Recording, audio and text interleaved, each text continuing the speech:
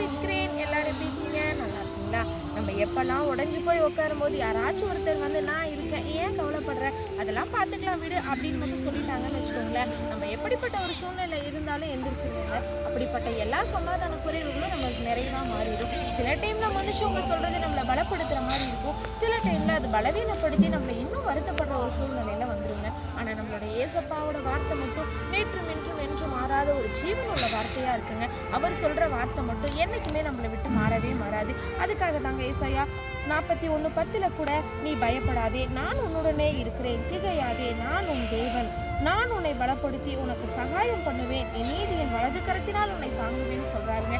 So இன்னையிலிருந்து ஏசப்பா நம்மளை பலப்படுத்துறதுக்கு வல்லமை உள்ளவராக இருக்காரு, நம்மளை நீதியின் கரத்தில் தாங்கிறதுக்காகவும் இருக்காரு, நம்மளுக்கு தைரியம் சொல்றதுக்காகவும் இருக்காரு. எந்த மனுஷருடைய எந்த எதிர்பார்ப்பும் நீங்கள் எதிர்பார்க்காம ஏசப்பா மேலே மட்டும் நம்பிக்கையாக இருந்து உங்களோட எல்லா காரியத்தையும் அவர் மேலே மட்டும் வச்சுட்டு அவர் மேலே நம்பிக்கையாக இருங்க.